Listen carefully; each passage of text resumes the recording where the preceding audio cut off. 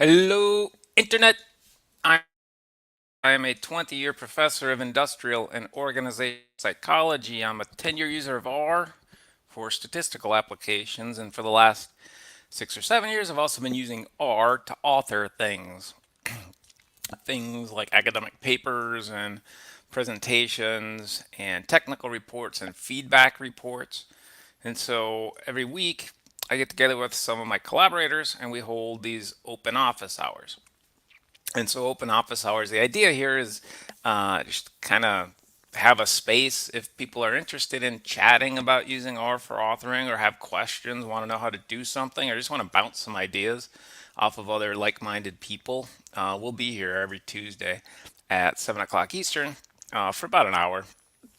And in lieu of any sort of questions or interaction that we have, by the way, so the concept here is that there are a lot of really good resources out there online to kind of hunt and peck your way through this stuff. But there didn't seem to be a lot interactive that was just kind of live coding or someone putting themselves out there in terms of being available for as a resource. And so we thought that this might be kind of a neat opportunity. And in lieu of the interactive component, what we've been doing is we've just been kind of working on little features. And so the feature that we're going to take a look at today is a continuation of, oh, by the way, if someone pops by and you do have a question, just drop it in the chat. More people seem to be taking a look at this, not Tuesday at 7 to 8 while we're live, but after the fact. And so if you catch this after the fact and have a question or thought or comment or have a idea for a future topic to cover, just leave a comment. I think I get notifications on those. So we should be able to see that or contact one of us. My contact info is in the channel description. It should be there, my email and stuff. So last week, what we did was we took a look at diagramming. And so diagramming, I guess I kind of framed it as qualitative figures. And so, well, we'll see it in the recap. But so we covered half of Quarto, the authoring platform Quarto. We covered about half of Quarto's enabled facilitation with diagrams. And so we'll see that in just a second here. But tonight we're going to cover the other half. So the second half of that. And that's through a platform called graphviz. Um, let's see. Ooh, we might have a very special guest here. Let me see if I have a different intro for a very special guest. Intruder alert, intruder alert. Yelda humanoid.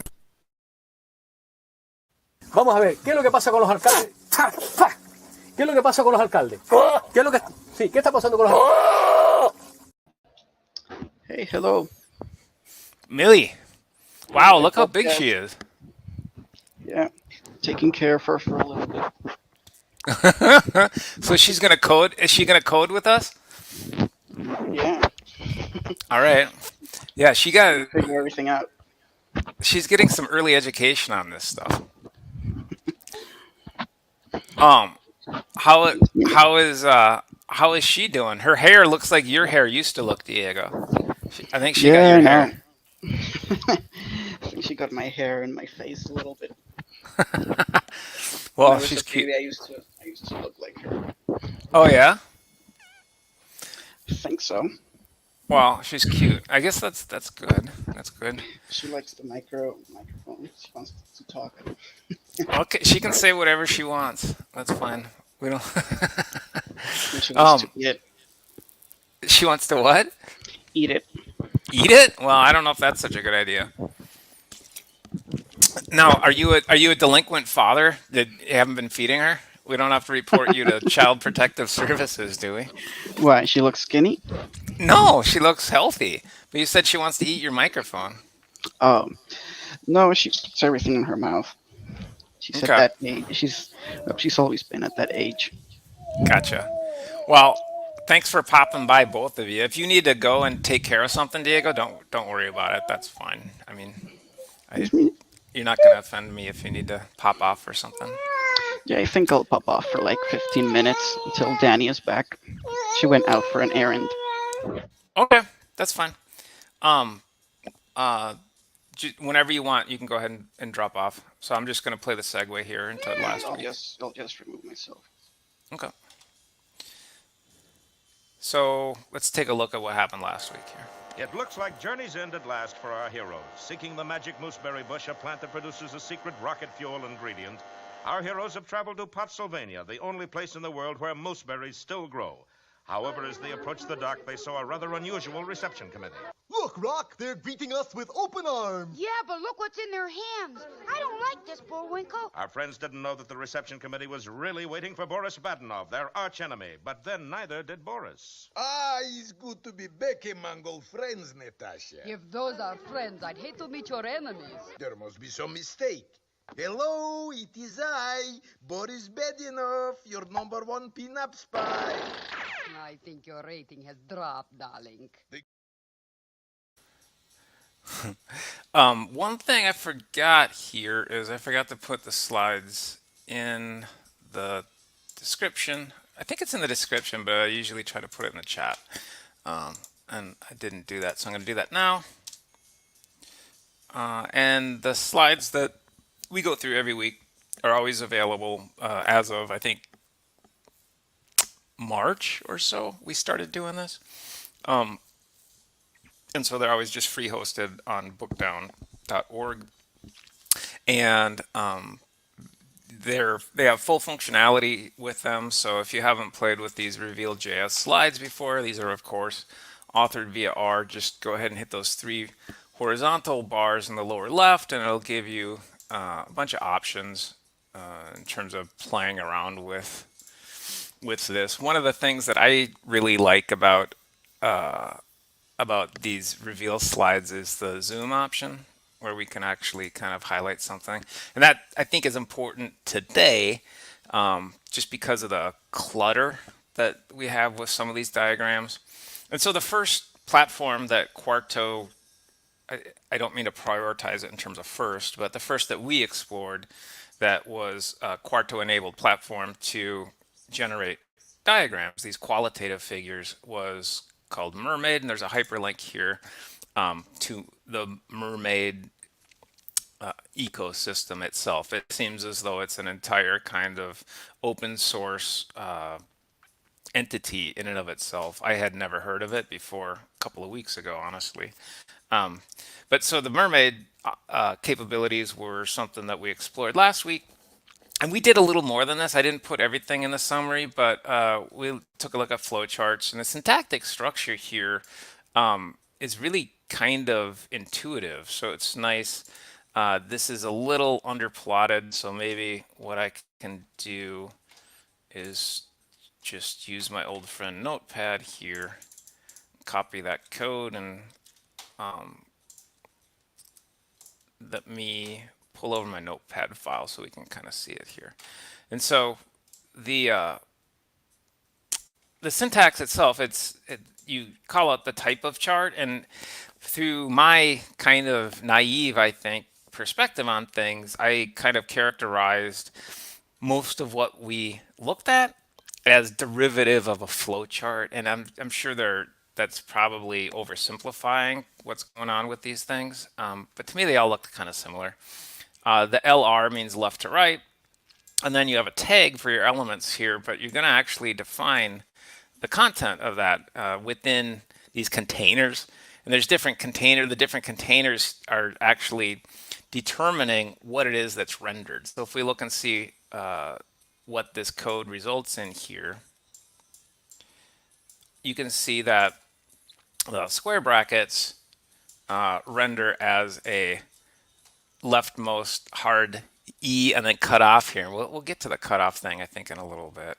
So you can see most of these containers are cutting off some of what's being displayed. And on the next chart, or on the next slide, I actually have maybe a workaround for that, or not a perfect workaround, but an imperfect workaround. I'm gonna keep losing my full screen functionality here. So I think what I'll do is I'm not going to use full screen as we go through these, and I try to take a look at the code as well as the figure. And the intuitive part of it is just the linkages. So the linkages are saying what flows into what. And so Diego, I think, was mostly messing with this. You see these spaces here on the second line in this code. The spaces was one of my first attempts to maybe play with the placement of the text within the object here. That didn't seem to have much of an effect on my computer. And then there's all kinds of different kind of just very subtle changes in the way that you not structure things, but the symbols that you use within the same structure. And so this dash dot dot dash arrow is saying from F back to F. Again, that's just a tag, and it helps. It's a scheme that people on the Mermaid site were using, and we followed it. It seemed to help out in terms of knowing where all of your different objects are. But that F dash dot and then interjected with some text actually renders as this object here, this dotted arrow with an annotation on it. And again, the annotation is somewhat cut off, and we're going to talk about that in just a second, I think. But the syntax for the flowchart itself is not that bad. It's actually pretty intuitive, as I said. There's also Gantt charts, and this Gantt chart, again, the first line is just titling the type of chart you want. This is a little different. It doesn't, I don't think by default anyway, it's not giving a left, right, top, down, right, left, bottom, up kind of orientation option. But these Gantt diagrams were always very popular with students toward the end of my professorship. This was something that tended to like in terms of project management, just having a task and assigning a task to a person. Here, the way that this is rendered, we actually have just section and another, but that could certainly be person A and person B instead of section and another. These are just kind of placeholder content that we have here. And then what you see on the bottom is kind of one of the important parts. What makes it, I believe, a Gantt chart is the dates, the start and end dates that we're working on this project with. And those dates are formatted. That's, again, not within Quarto, but within Mermaid. And Quarto is just enabling Mermaid syntax to be rendered in a format that gives you a Mermaid chart. I mentioned on the previous slide that there's definitely there's some imperfection maybe, or some improvements that could be made on certainly that flow chart that we have. And it seems to be a matter of scaling. And my digging into this kind of led to not an ideal root problem or possible root problem, and that's operating system. And so it seems like it may be functioning different on different operating systems. So it's quite possible if someone out there accesses the slides that you're going to see a quite different rendering than what I'm seeing on my Windows-based machine that fortunately didn't have any sort of major crash issues, knock on wood, over the course of the last week. And so one of the things that's recommended is just doing a sequence of Control 0 and Control R. And if we go back to the previous slide, I already did that on here, so I don't think it's going to change too much. Maybe a little bit. So that actually helped out just a little tiny bit. I'm seeing a little more. I think I'm seeing the corner of a G on this first node now, where I didn't see that before. So again, it's not a perfect solution, but it's something that's an option. Let me go back to full screen on this. And so Gantt charts are neat, and certainly that's something that I could foresee using Mermaid for, specifically a Gantt chart. State diagrams, I don't know. I don't know as an industrial psychologist if I would find a lot of use for this, but again, the syntax is quite straightforward. Now this one has a title. We didn't give titles on the previous two on the Gantt chart, or there is a title on the Gantt chart, but the syntactic structure is a little different. We gave a title to the flow chart, but we did that through Quarto. So within Quarto, within the chunk itself, we actually made a fig cap on it. And so Diego thought that it rendered better than Semplot, which is another kind of visualization tool that we use in our field specifically for structural equations modeling, which is a statistical procedure. So we could also give a title using this syntactic structure, 3 dashes and then the title, and that renders here. And again, the kind of important aspect of this seems to be that first line consistently is saying what type of diagram are you interested in rendering. And this is called a state diagram, just moving from one condition to an end condition. And they use these asterisks in square brackets to identify beginning and end. And you see that those are rendered a little bit differently in terms of black dot and open dot.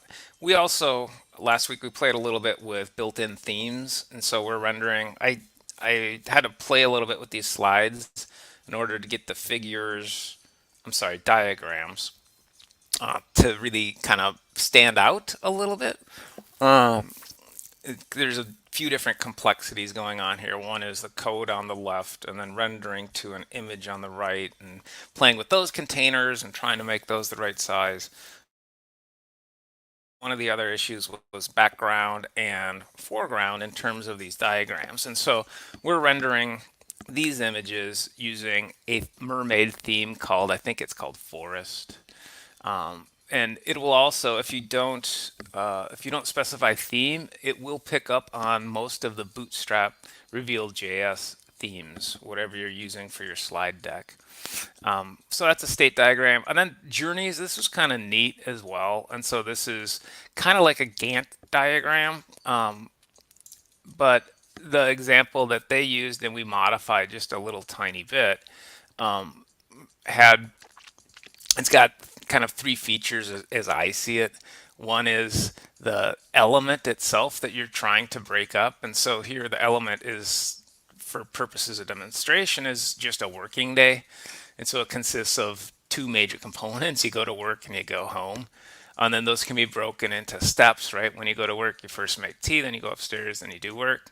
So apparently this is someone who works from home, it kind of sounds like. And then go home has two components, go downstairs and sit down.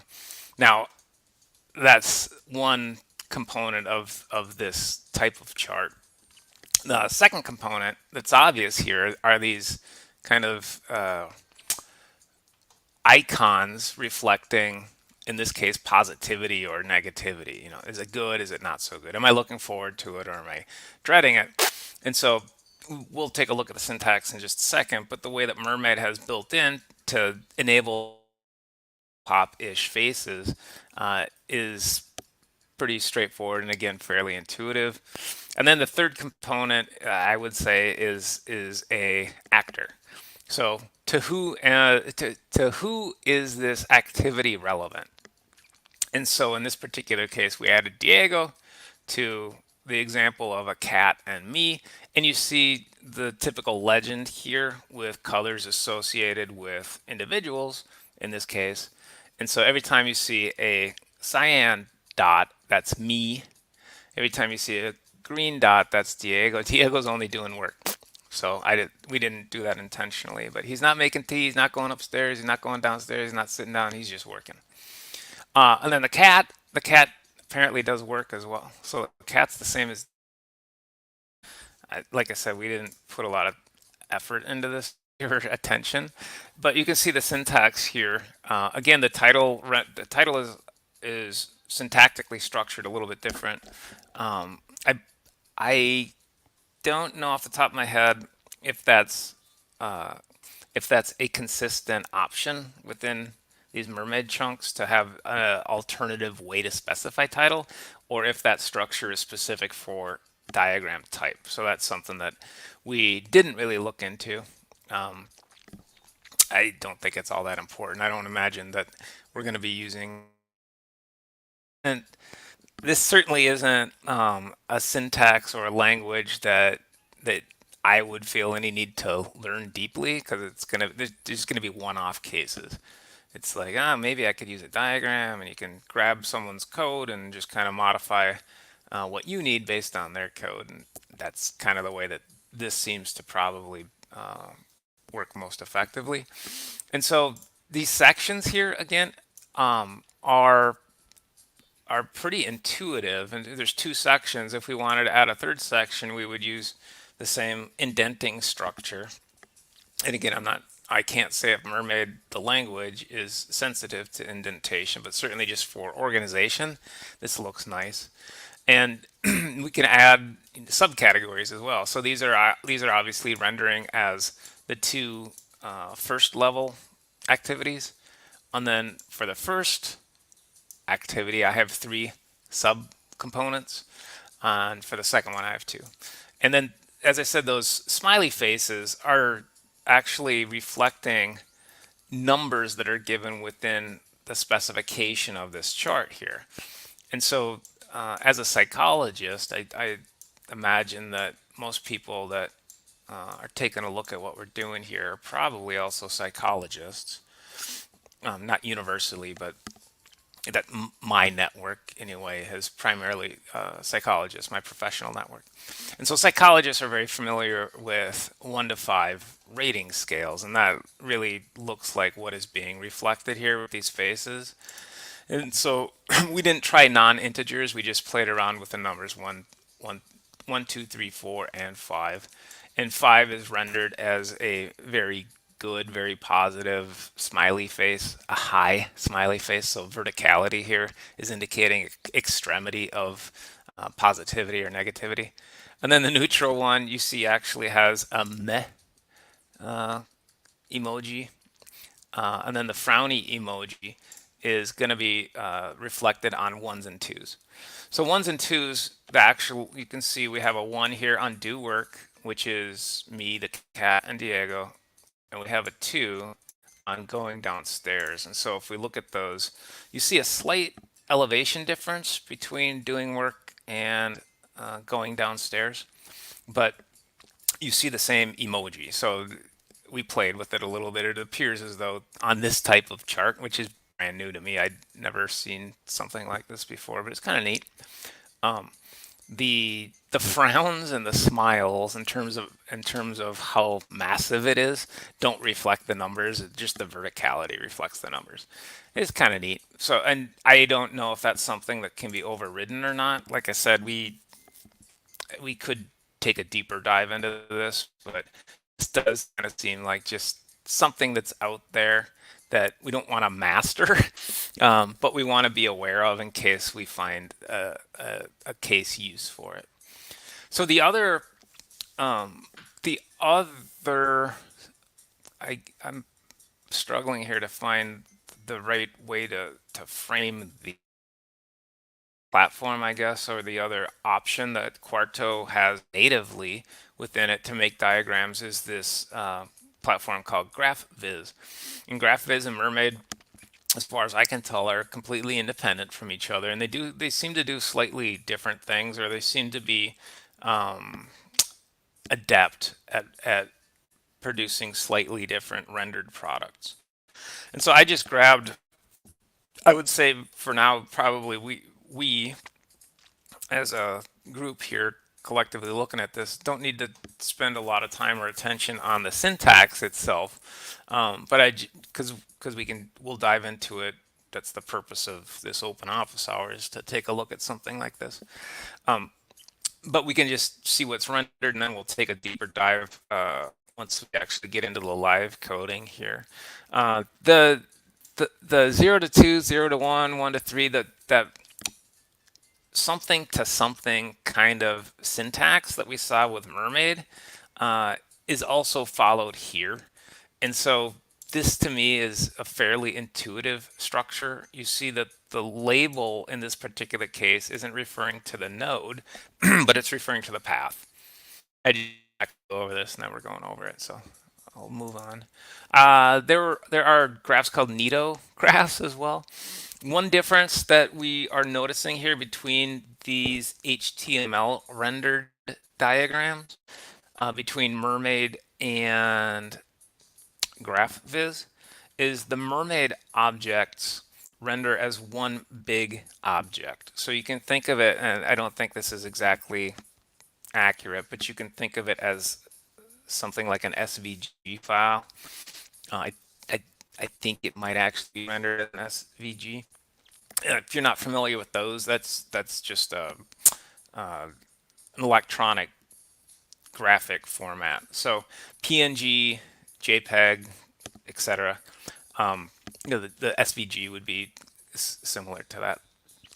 Renata, well, another industrial organizational psychologist, she actually introduced me to SVGs. I didn't know they existed, and I got super excited when I found out about them because they have transparent backgrounds, or they often have transparent backgrounds. And so when we're putting images in slide decks like this, it's nice to have transparent backgrounds so you don't have that big, wide, white background that accompanies an image. Now, PNGs recently have, more recently, within the last couple of years, PNGs also frequently have that capability. And there's some online resources too that can help you out with that. But anyway, I'm sidetracking a bit here. One of the things that we noticed that is different, and meaningfully, in my opinion, different between graphviz and Mermaid, is the complexity of the diagram itself in terms of just your browser and interacting with it. And so if we were to, and I've already wasted enough time, so I don't think I'm going to do that, but if you were to go back to the Mermaid images, well, let's do it quickly. Let's just take a look at any one of these. If I were to hover over this image, I'm going to see that no matter where I hover my cursor, it's going to come up with the tag that this entire image is identified as. Now, it has that nice transparency feature, which is going to be desirable in most applications that I have. But the object itself, I'm not getting any sort of focused feedback on the element that I'm looking at within the broader image or diagram itself. Now, when we go to these graphviz diagrams, on the other hand, if I hover over the image itself, I'm going to see the tag that's given to it. But if I hover over an element, those elements are also going to be uniquely identified. So now if I go to cyan, I get cyan. If I go to blue, I get blue. If I go to magenta, I get magenta back. And you can even get more complex. One of the reasons that may be important or consequential is if we wanted to introduce some sort of interactivity into those elements. This one, this radial graph that appears to be something like a nicely presented nomological network of happiness is kind of what it looks like. Maybe that's a misrepresentation. Maybe it's just definitional. So this is what happiness is. I'm going to stop talking about it because I didn't look into it. I'm not sure, and I'm a psychologist, and I should know happiness. When I see the word soul and health in there, I don't know. It seems a little cosmopolitan article-ish. So one of the things that we can see here with this rather large script, and I think I will again paste that into Notepad just so it's a little easier to see. Again, I had to play with those columns and make some decisions in terms of responsiveness of the code element versus the rendered image element. But you can see that there are URLs actually given here. And so, for example, for love, it's taking us to a Wikipedia site. Again, maybe speaking to the Cosmo nature of this particular graph. But they've done that, and they didn't do it for all of them, but they did it for all of these first and second level, what I would call constructs here. And construct is just a variable of psychological relevance or interest. And so there are URLs for all of those elements, and then there's also information here in terms of what else should be related to each of those elements. Now, they're not using the arrow syntax here as they did in the previous graphviz chart, and they do in most, it seems, of the mermaid charts. But that's probably a function of the type of diagram that's actually being requested. So in this particular case, this is, I believe, called a radial graph. And again, if you look, how do I get rid of this thing?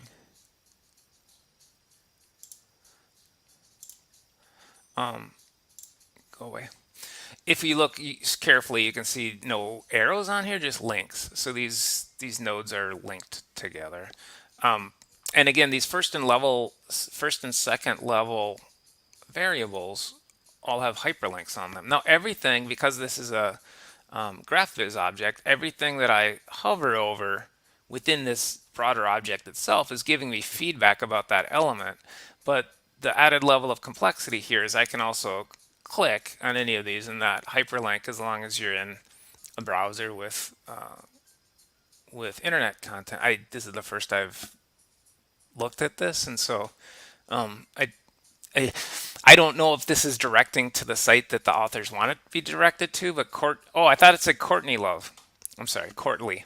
So Courtney Love was the singer in Hole, right? And by the way, there was a Minneapolis band called Babes in Toyland, and Courtney Love apparently tried to audition with Babes in Toyland, and I guess the audition did not go well, and she did not. I don't believe she ever did anything really with that band, but obviously went on to be successful on her own. So, so the radial graphs are one, showing the format of this information, but two, it's also showcasing just kind of coincidentally here.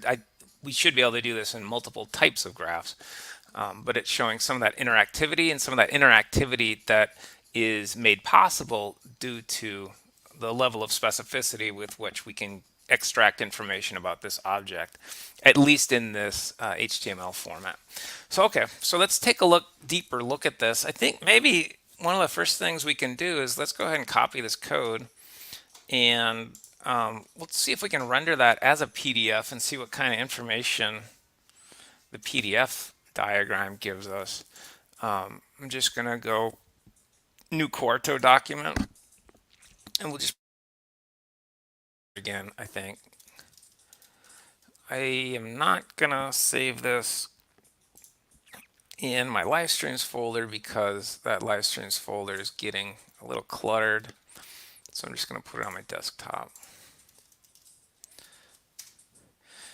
And I always think it's a good practice to, when using one of these template files, just make sure it renders itself.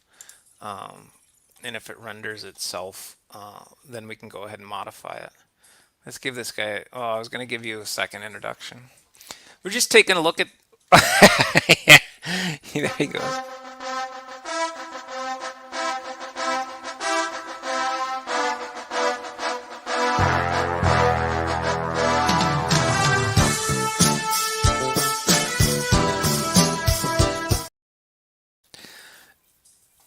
You pop in and out easier than I do, I think. It must be my age. It's like getting up and out of a chair. You do it quickly. May not sound too impressive, but I'm impressed. So I think Diego, off of the slides, we're taking one of the example images I have, a diagram off the slides. I'm just going to paste it into this existing chunk here in the Quarto HTML template file. And this is no longer R, this is a dot chunk. And dot is the chunk specification for a graphviz file. We saw that last week as we were kind of just playing around with it and weren't quite sure what that specification would be. I'm going to take the text off of here and we'll just see if we can get that same object to render here. And there it is. And again, there's the interactivity, so that should look the same as it did. You know what? It looks a little, were these underlined before? I don't know. I should go back and check, but we're already a half hour in. So I don't remember these being underlined in the revealed slide deck, but that's interesting. I probably just missed it. So let's go ahead, and so the interactivity works. Let's go ahead and render this as a PDF and see what that looks like. So Diego, one of the things we were talking about, I don't think you were here, but one of the big differences between the mermaid diagrams and these graphviz diagrams is the mermaid diagrams are going to render as a single image if we wanted to manipulate it or inspect it or get further information about it from, for example, a browser. Whereas these graphviz images are maintaining the specificity of the individual components. So as I hover my cursor here over these different elements, you see that it's actually identifying the tag that's associated with those elements. So life, consciousness. By the way, do you think a psychologist came up with this mind map of happiness? Or do you think this is like out of Cosmo or some like woman's magazine thing? It has to be, right? Can't be a psychologist. I hope not. Well, it might be a psychologist working for Cosmo. I don't know. I didn't intelligence. Why did they put? Oh, because mind is part of happiness. Okay, I got you. Consciousness. Yeah. I don't know about you, Diego, but I'm always skeptical when these things when they're so symmetric, right? Like psychological constructs aren't by their nature symmetric. Like if we had one thing that we're focused on in the middle and we're thinking about defining it, let's say we have 6 things radiating from it, And then from each of those six things, there's two things. And then from each of those 12 things, Yeah. there's 24. Those numbers that the symmetry of maintaining sequences of numbers like that, that's usually a pretty big red flag. Although they don't, now that I look at it, they're not all fully symmetric. Well-being, for example, has one, two, three, four, five uh, more specific definitional elements, and up here, giving only has two. So But they look symmetrical enough to make a pretty graph. yeah, they do. When I was with Brandon doing that circular bar graph, that was one of the problems that it more than a circle, it looked like, I don't know, it had like more towards this side than this side because the sub facets weren't equal for each of the big five. So it wasn't a pretty circle like I envisioned. It was more like a semicircle. The actual real world traits don't always mesh nicely with our data viz desires, I guess. So it is thinking quite a bit here. So this is taking longer to render as a PDF than we normally expect. So there must be some complexity to this object here. So let me actually pop it out using a different browser here. So yeah, I don't think. I mean, that's not surprising. So I'm going to lose the interactive capabilities. The color is rendering nicely. The hyperlinks I've lost. So I was kind of curious about that. Oh, that explains it probably. So I was wondering if the lines, so we saw some underlines on these elements when we rendered it just to a static HTML file, I'm sorry, just an HTML file instead of an HTML slide deck. So it looked like it might be rendering differently. And I think now that I see this, I think maybe it actually was. So on the slide deck, the underline hyperlink, it's probably a hyperlink, not an underline, that's being suppressed. And that might be a function of just how we have the slide decks formatted. Okay, so that's a PDF. Let's actually go ahead and take a look at some other options here with graphviz. And so I'm going to go to my slide deck online here, and because I no longer have it up in my RStudio session, and I have a hyperlink here to graphviz. I don't think that's the hyperlink I want. So I have a different hyperlink on the outline page, and there, this will give us not the Quarto explanation of what graphviz is, but this will give us actually from the graphviz people the kind of stuff that they're actually doing. And you can see it really has it has more of that open source feel. You want me to blow that up a little, Diego, or can you see it okay? I can see it fine. Okay. So they have their types of graphs organized as directed graphs, needle spring graphs, and that I pulled one from the slide deck from multiple hierarchical categories here. Then they have undirected graphs. I don't know that I did those. The 2 pi gradial graphs. Uh, these are the graphs that we've been inspecting the most here. The happiness graph is a 2 pi radial graph. Color gradients, and I think that's it actually. So if we were to just, we could do a Git diagram. That's something that they have here. And they do have example text for all of these, so we can just go ahead. And again, Diego, one of the things I was saying is I don't think either Mermaid or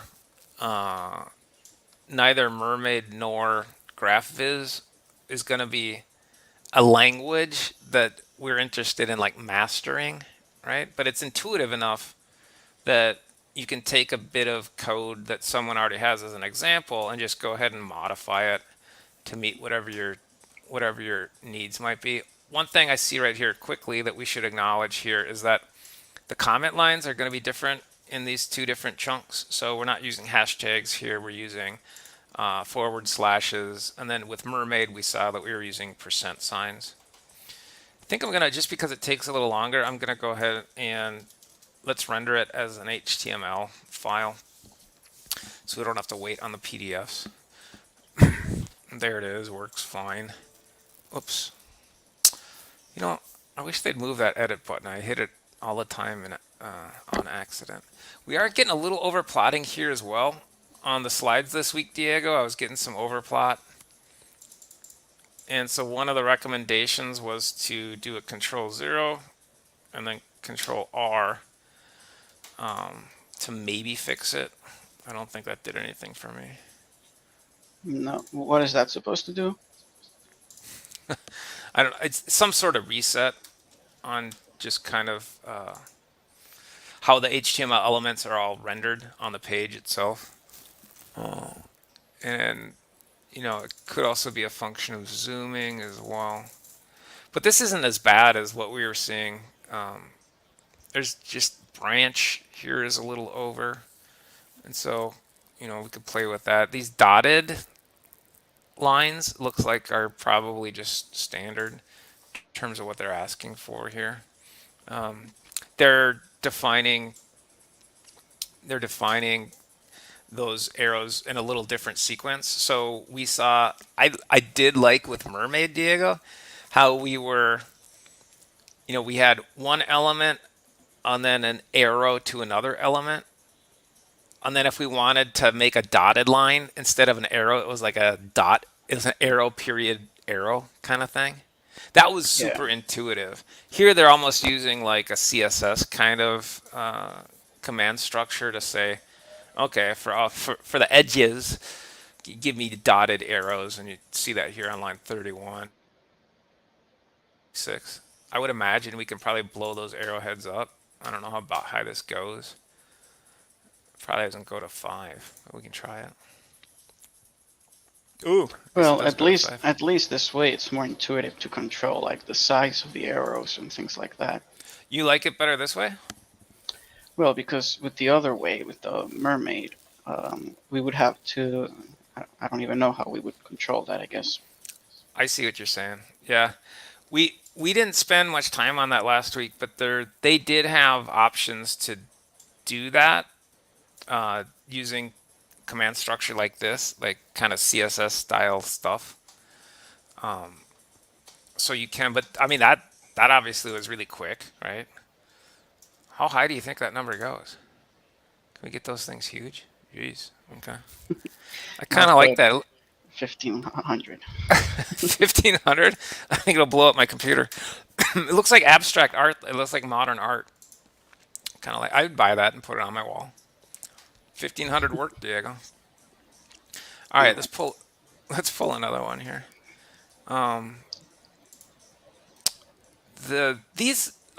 These directed graphs to me, and maybe I'll make this a little smaller. You said you could see it fine anyway, but it's so big that it doesn't fit on my screen. These directed graphs to me seem very similar to the chart things that we were working on, that we were looking at with that one's a little more complex, but they look very similar to the flowcharts that we were looking at with. There's the one that I grabbed, if you recognize it. Very similar to the flowcharts in Mermaid. You can't get any simpler than this. Diagraph. I would imagine that. Why don't? Let's see if we can. I wouldn't mind building off that just a little tiny bit. And again, they're just using the arrow structure there, so they have a lot of complexity here with, a parallelogram or quadrilateral or something, and these blue box and gray background and white, and the hard black outline versus no outline. So that information, I would imagine, is up here, and then the bulk of it is down here. So I wonder if we could probably, I'm guessing, we could probably simplify that quite a bit. Well, that's a big chunk, isn't it? It's like 100 lines of code for our Jackson Pollock. Oh, that's not Jackson Pollock. That would be like Paul Klee, maybe. I don't know. I don't know modern art. Do you know modern art, Diego? I don't know modern art that well. No, I probably won't like it much. Other than Danny's. I like Danny's, but I don't know if hers is modern. Yeah, it's a little Klee-esque, I would say. Do you know there was a famous psychological experiment on Klee versus Kandinsky or Klandinsky? Did you ever get that in social psychology? No. So they compared how their art affect people. Well, I think probably one of the reasons that I remember this is because I've mentioned this to you before. I think that social identity theory is my favorite kind of psychological orientation or theory or perspective. And one of the guys that was instrumental in crafting social identity theory was Tajfel. And so maybe I'm just more, maybe I just remember that experiment a little more vividly because I like Tajfel so much. So I think this probably was a social identity experiment. I don't remember the specifics of it, but I would imagine that it might have something to do with that mere categorization effect, which is just don't put people in categories. It's bad. It leads to in-group and out-group processes. But actually, we didn't see Kandinsky, right? Maybe our modern art looks more like Kandinsky than Klee. Yeah, I think it's more Klee. I think our triangles look more like Klee. So we could change the shape, and if we take a look at the help page, I'm sure we can get some information on different types of shapes that we have here. I haven't looked at all to see what kinds of shapes are possible. M, where do we find that, Diego? Let's take a look. Let's see if we can define shapes.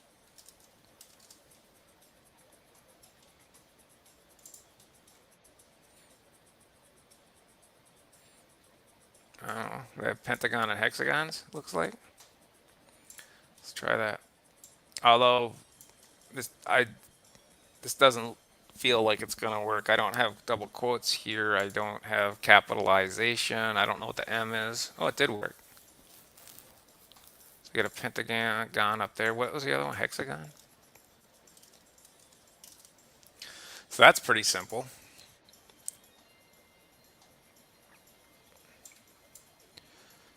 So, and again, that kind of on the HTML, that information on the elements upon hover is really something that I think makes this stand out from the mermaid objects. If we were doing a flow chart, we looks to me like we have two viable options, and I would imagine we can change the orientation of this up here somewhere too. Do you see orientation anywhere, Diego? No. I'm guessing we're just kind of overlooking it. But to me, the mermaid versus graphviz for a flowchart would probably be based on whether I want this information on hover, or alternatively, do I want a transparent background, which is what we're getting from by default from the mermaid generated graphs. You think they have dodecagons? That was always my favorite. Was that 12-sided? See if it's in there. No, doesn't like that. I probably misspelled it. We could try tetrahedrons too, but I think that's probably belaboring the point a little bit. What else can we? You spell it like this.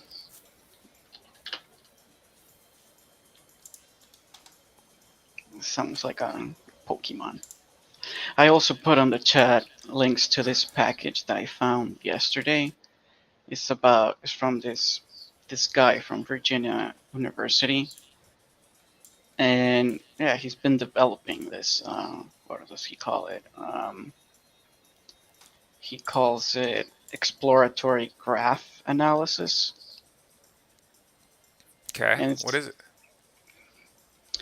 he looks at like latent uh, things and how to graph it. So a lot of psychometric stuff and item information. I don't know. I haven't really looked at it that much, but it has to do with graphing things like we do in psychology.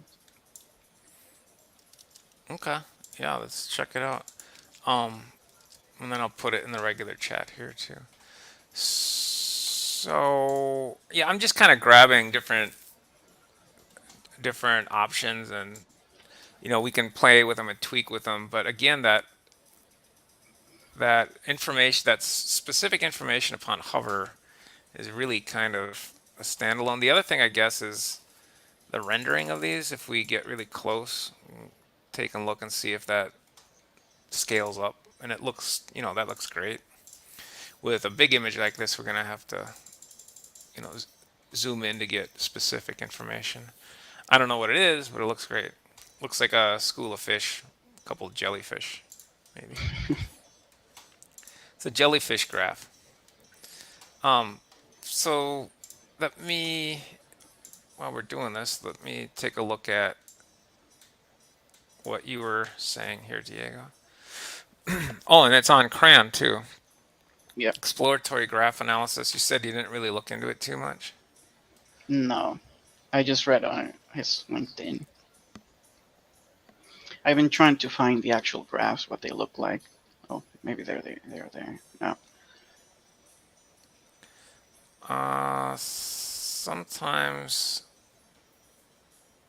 Sometimes there will be a kind of help page, and then there's more visual information there. So let's see. Quick start. I guess this place to start. Ooh. Okay. Um, do you think this is something that we should take a deeper look at, Diego? Like on Well, one of these weekly since sessions? we're on the topic of graphs, then yeah, this could be another one to add to our Okay. report. Add it to our toolkit. I like it. So next week, should we take a look at this? Yeah. Okay. Now, is he this is linked to data. So I don't know. I don't know if you are making the same distinction, but I'm thinking these diagrams that we're looking at, I'm thinking that these are like qualitative figures, right? So they don't, I mean, they have data in them in terms of information, but the data isn't connected to a larger database like we would traditionally assume, right? So we would, most of the time when you and I are doing data visualizations or playing with numbers, it's, people are rows and variables are columns. And I got a bunch of people and a couple of variables. So the mermaid and the graphviz diagrams aren't reflecting information from a bigger data set. It looks like that the EGA net might be, but yeah, let's take a look at it next week. I'm fine with that. Here's another state figure that looks kind of neat. Polygons. I'm guessing what it is kind of like factor analysis, but with graphs. I mean, everything is factor analysis, right? Even IRT is kind of like derivative. Okay. I'm all for it. I say yeah. If next week, let's take a look at it. Here's the polygon graph. Don't know. Oh, they have orientation and skew here. So those would be the elements to play with, are probably color, orientation, and skew. Let's try to find one that is easily identifiable here. Let's see if we can tweak it a little bit. Fifth edition is at the top. So let's look for fifth edition. Here it is on line 21. Sides 9. We can give let's give it 0 distortion. I think the distortion is what's making it look like a Calder mobile. You know who Calder is? Calder. No. Yeah. They look like the Christmas decorations. These do? Yeah. It looks like Millie ate Fruity Pebbles and then had an upset stomach. You know what Fruity Pebbles are? Yeah. I used to love Fruity Pebbles until they put in green and purple ones.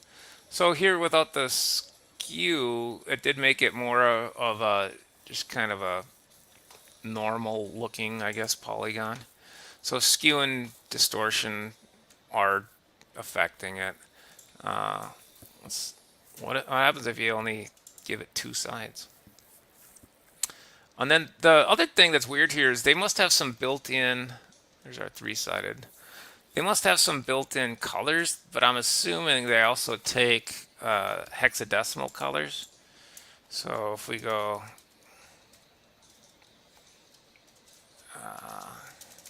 hex picker should work.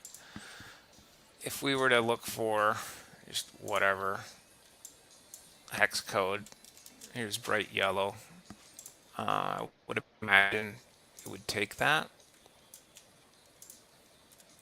Ooh, it doesn't like. I don't think it likes that. We might need double quotes. We might. Yeah, definitely didn't like that. I wonder if we have to use the built-in colors that they have. Yeah, it's just rendering as black without it. Let's try single quotes or double quotes.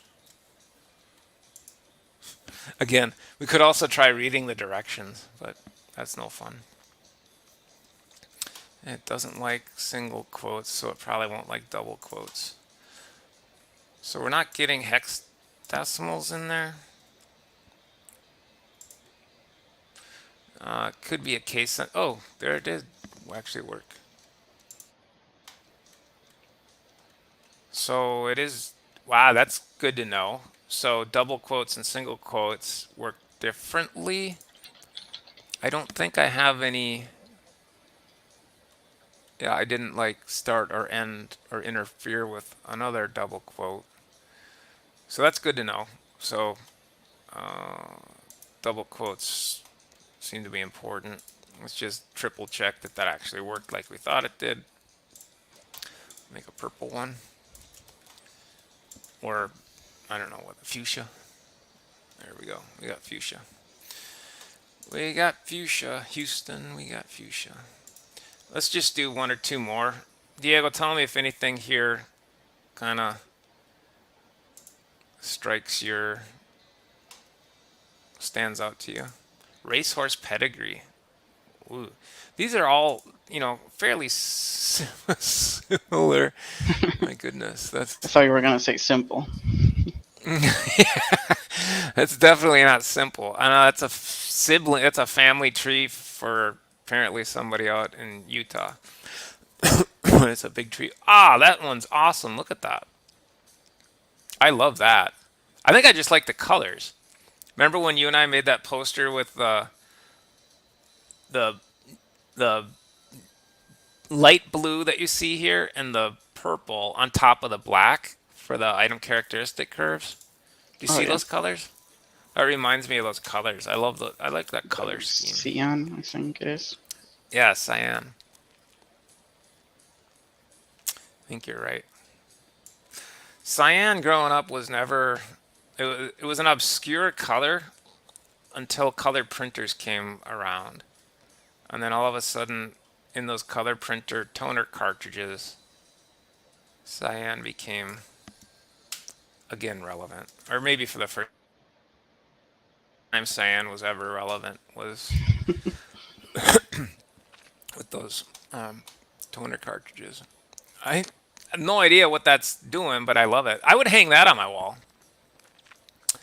Like,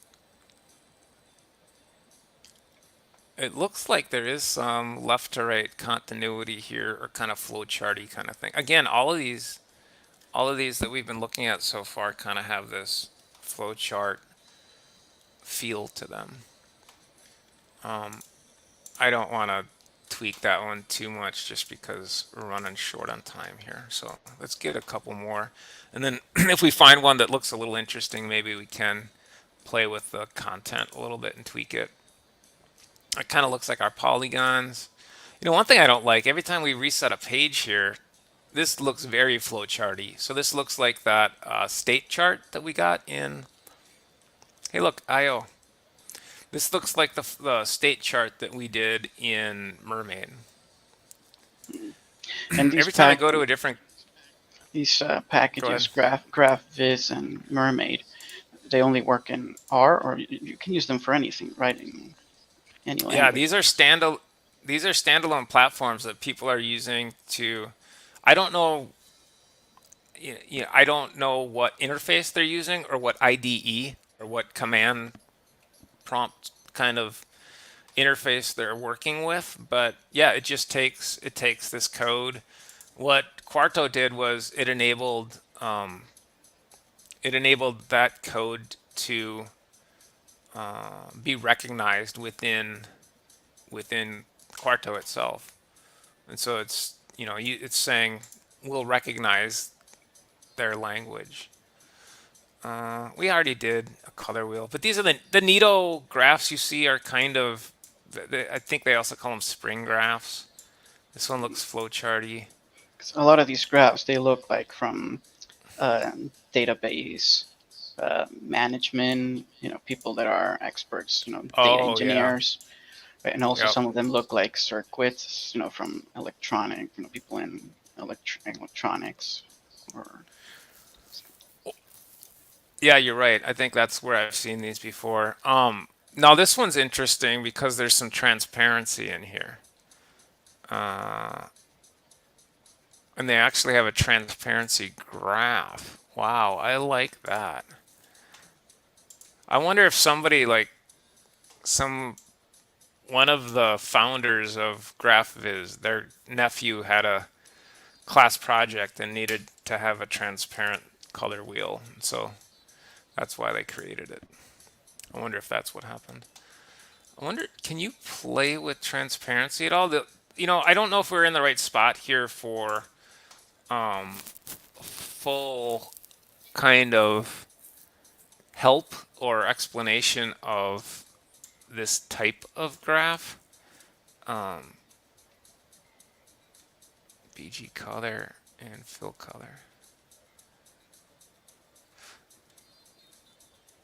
So they're using that same transparency key that we use in R, that ggplot uses, is alpha. So that's good to know.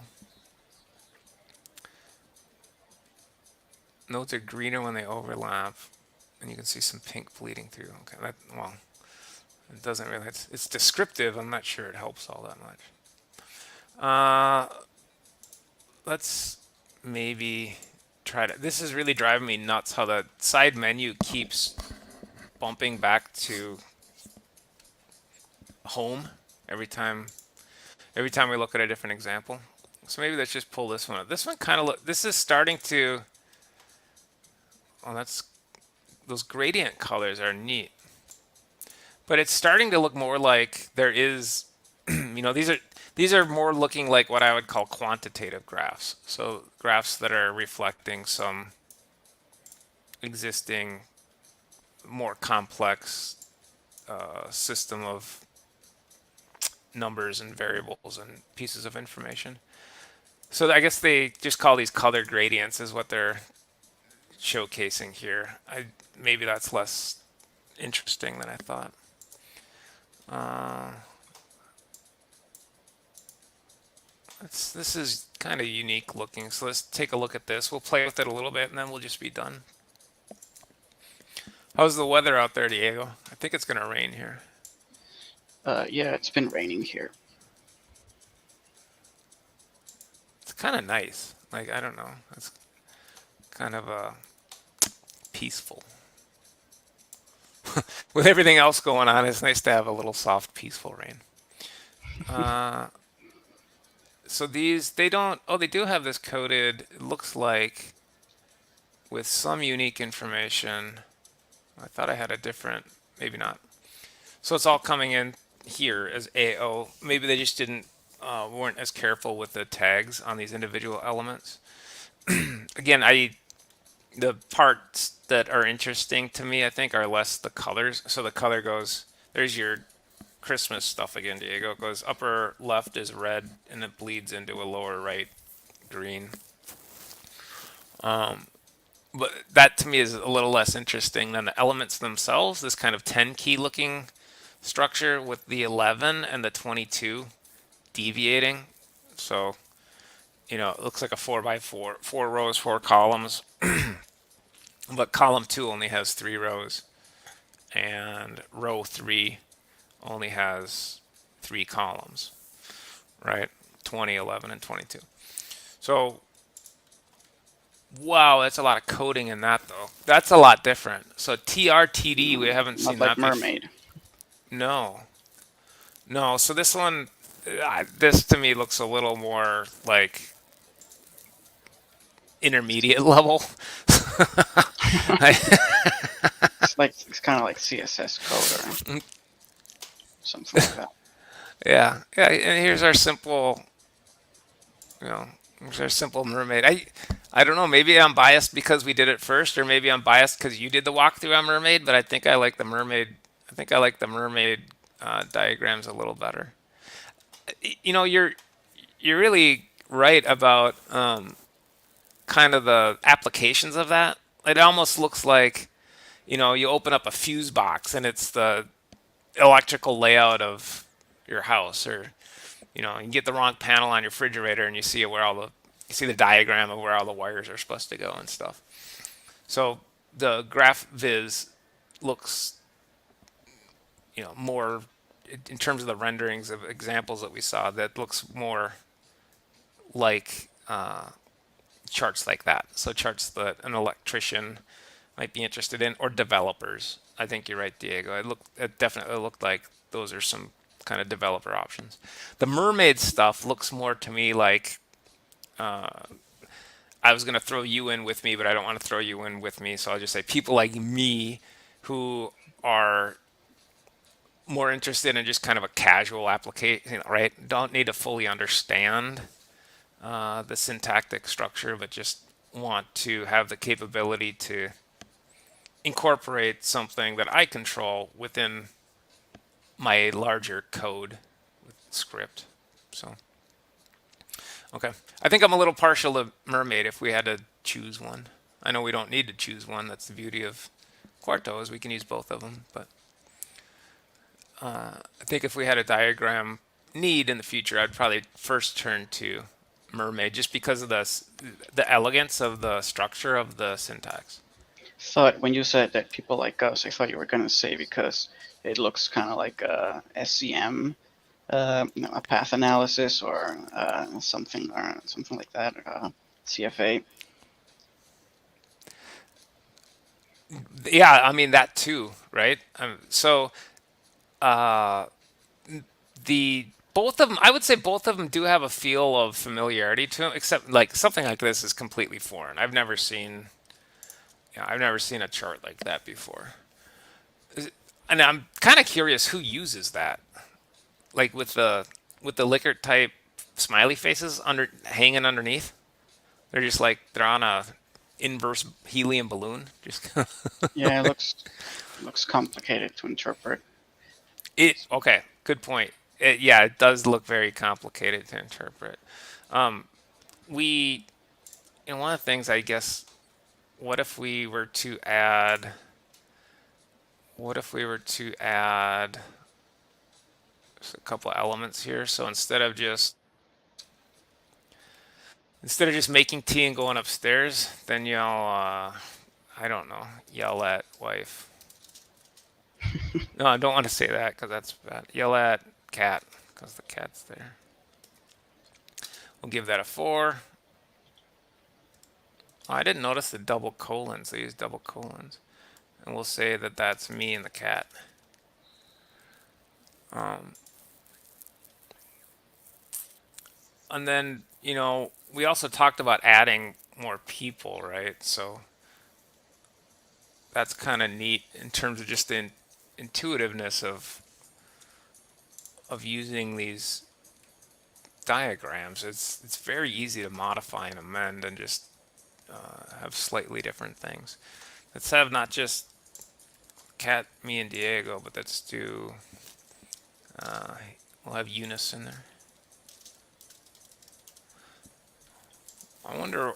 We could probably play with the color scheme as well. We could either control that with CSS, or we could have a different theme, uh, or we could probably just give it a value. I, I kind of have Eunice. Eunice is now cyan. Um, I kind of now that we saw graphviz a little bit. I know we didn't play a lot with it, but I do think I like this mermaid structure. I have a much greater appreciation for it today than I did last week, I think, because we saw the contrasting options with graphviz. And we probably didn't give graphviz its full uh, due credit because we didn't we didn't run it through the paces as vigorously as you did last week with mermaid. Okay, so next week you want to take a look at those other options, those other uh, Yeah, graph. the Okay. the EGA. So the website that he created, do you think he made that with anything like Bookdown, or the one you use for your website? That was Uh, Bookdown, right?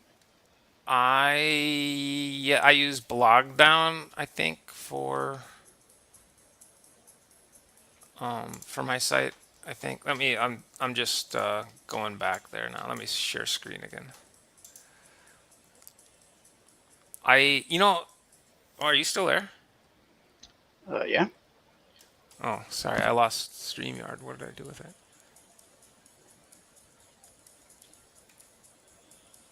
Oh, there it is.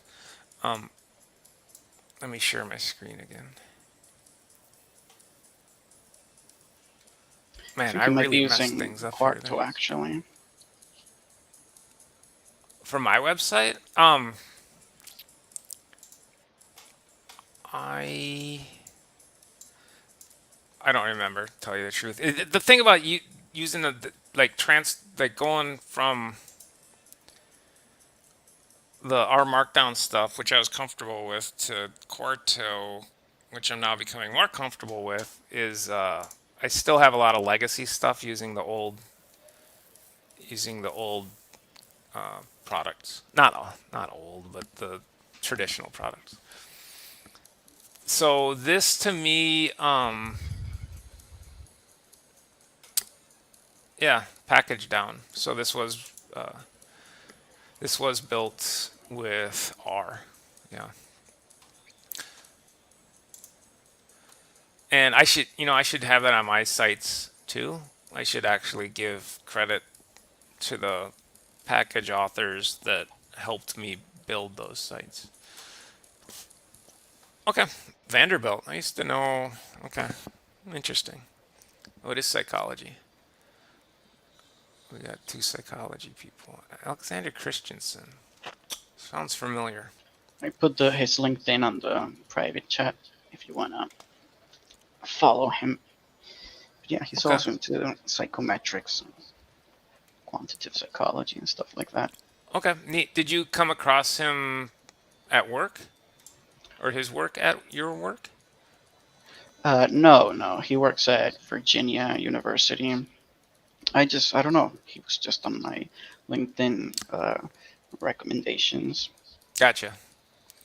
Gotcha. Yeah, I kind of backed off of LinkedIn a little bit because it got kind of spammy for me. And it used to be all students, you know, and so I would just occasionally, like with an undergrad, you don't necessarily. It was only a couple times, I guess, when it was a name that I wasn't completely familiar with, and that happens with women too, right? So they'll get married and you knew their maiden name but weren't sure about their married name, and sometimes they don't have a picture. But anyway, so I got in the habit of just accepting everybody's invite links, and then now I don't get as many student invites, and I've been getting a lot of just spammy